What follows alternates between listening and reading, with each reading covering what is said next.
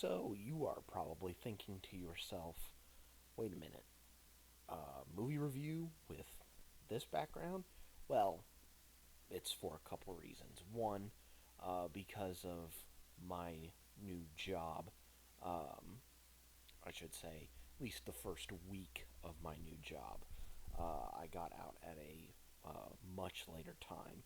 So I literally went from work straight to the movies and had no time to basically go from one movie to the next and then go and eat dinner and then come home. And also, number two, my pop socket broke, and my phone is usually the way that I record my movie reviews, um, but not this time.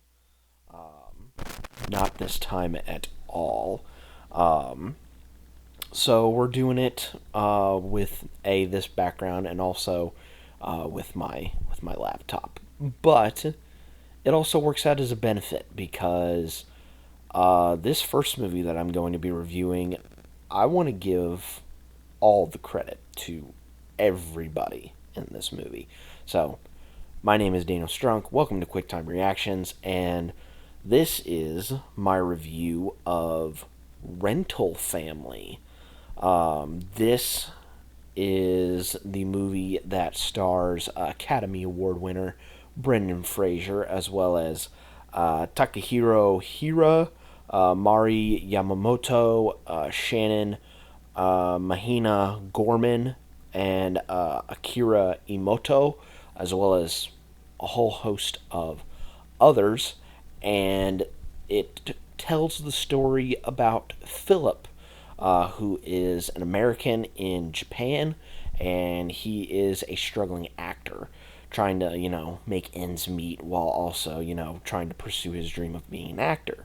When one day he comes across an agency that is quite literally the ultimate acting experience, where he goes in and pretends to be other people, like friends of somebody, or potentially the husband of somebody, or a journalist, or stuff, something like that. And through this, he starts to make real life connections with people. And how does it all end up?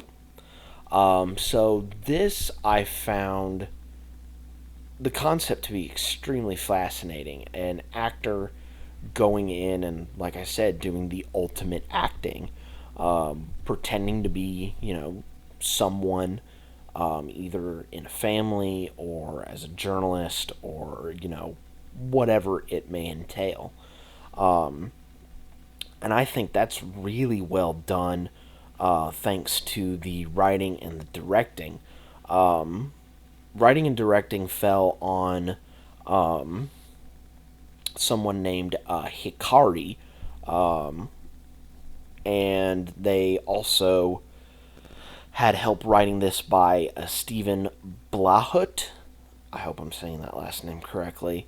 And this was like really, really superb writing. I really like the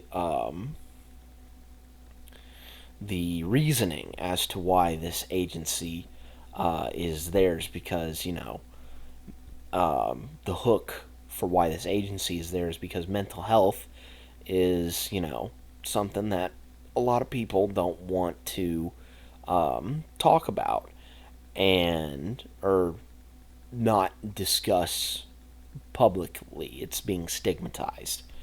And so, they bring these people in to kind of fill a void. But I really like how the movie kind of tackles the idea of, like, you know, having someone there, but also connections, because we as social creatures, we thrive on connections. Like, yes, we love, memories of, family or friends or anything like that. Like, we remember that stuff. We remember the good times and the bad times. Like, we remember that. But it's the connection, I feel like, that makes at least us, as, these, weird animals in this animal kingdom. Um, it's our connections that make us very unique. Like, we could be friends with, someone who has the complete different tastes of, like, maybe food or music or whatever, but we share a commonality. We share something that we like, or we work together, or, we're long lost family or something like that. It's like those types of connections are hard to break. And the way that that's kind of explored in this movie is something that I really appreciated. And that is aided by incredible performances. Like, Brendan Fraser's awesome in this. Like, he's really, really good in this. Um, of course, I loved him um, in The Whale. Um, and I liked his little cameo in Killers of the Flower Moon. I also thought that was really, really cool. Um, my parents love him because, of course, the Mummy movies from the late 90s and early 2000s. Um, but, like, he does a really good job in this movie of, starting out kind of oblivious to, because he just says, like, I'm just an actor. I don't sell feelings to people. But towards the end, he starts to understand it a little bit more. Um,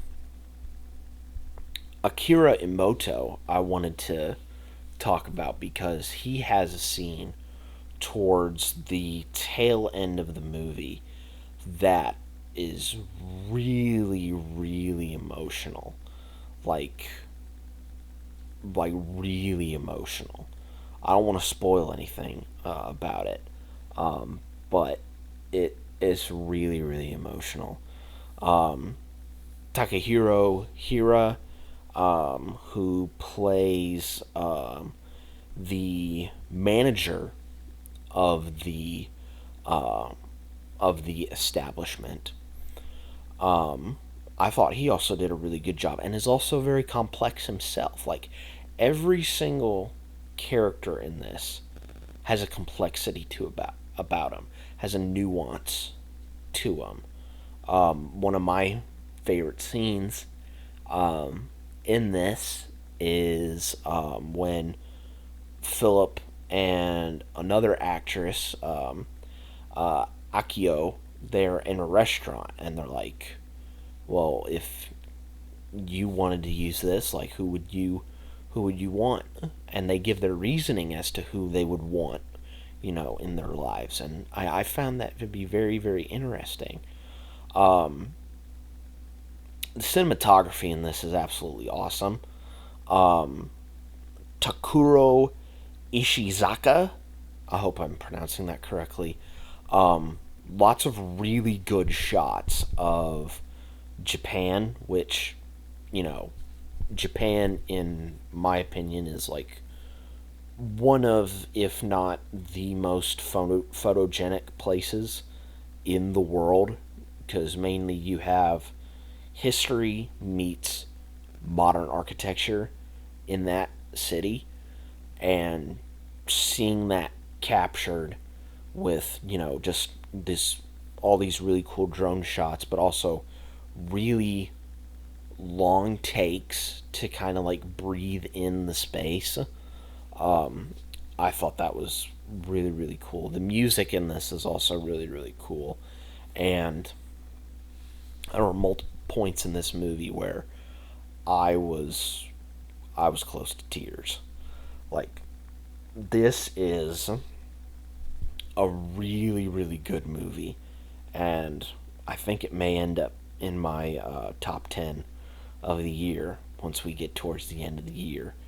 Um, but that is my review of Rental Family.